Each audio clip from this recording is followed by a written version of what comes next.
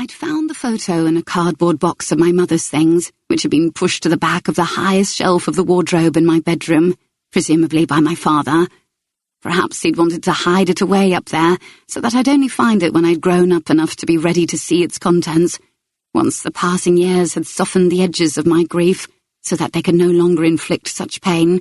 Or perhaps it was guilt that made him push the taped-up box out of sight and out of reach, so that he and his new wife wouldn't have to see this pathetically meagre reminder of the part they'd played in the unbearable sadness which finally led my mother to take her own life.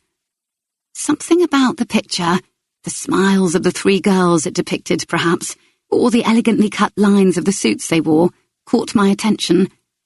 When I carried the photo to the window to examine it in the better light, I could make out the words on the enamelled sign affixed to the building, unmistakably French, which read, Rue Cardinale, 6e arrondissement. I recognised the girl on the left. With her delicate features, fair hair and gentle smile, she bore more than a passing resemblance to my mother. I was sure this must be my grandmother, Claire. I vaguely remembered her image from looking through old family albums. Where were those albums now? And my mother telling me that her mother had been born in France. She never said much more about her, though, and it only now struck me as strange that she'd changed the subject whenever I asked questions about this French grandmother. Sure enough, when I turned the picture over, written on the back in a looping hand, were 3 names, Claire, Vivienne, Mireille, and the words Paris, Mai, 1941. It had seemed like fate when I tracked down the address, 12 Rue Cardinale, on a school trip to Paris, and found myself standing in front of a plate-glass window bearing the name Agence Guillemets, Relations Publiques, Spécialiste Mode. In that moment, my future was decided. Esther is dead. The expression of wide-eyed horror on Claire's face crumpled as her tears began to flow. And Blanche, she whispered, did she die too? Mireille shook her head, and then she turned to look at Claire, meeting her eyes at last with a flash of defiance. No, they didn't get Blanche. She is safe with my family in the Sud-West.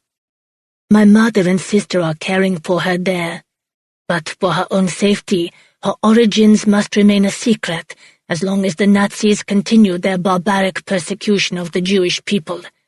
Do you understand, Claire? If anyone asks, just say that Esther and Blanche are both dead.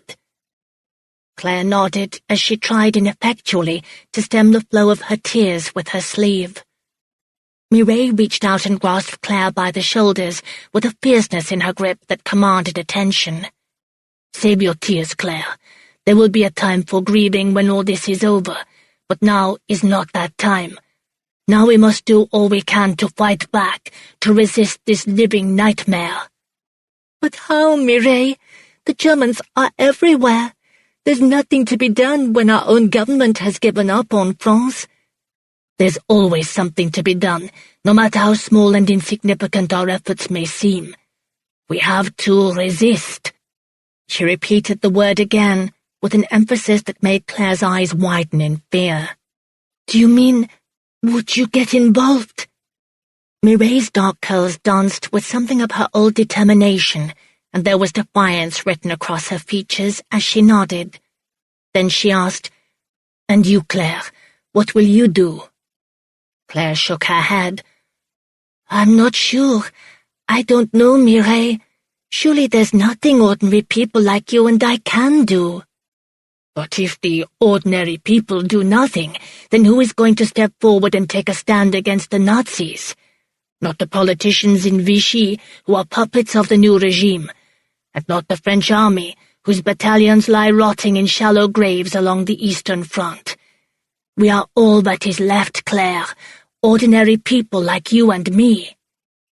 After a pause, Claire replied, But aren't you afraid, Mireille, to get involved in such a dangerous way, and right under the nose of the German army?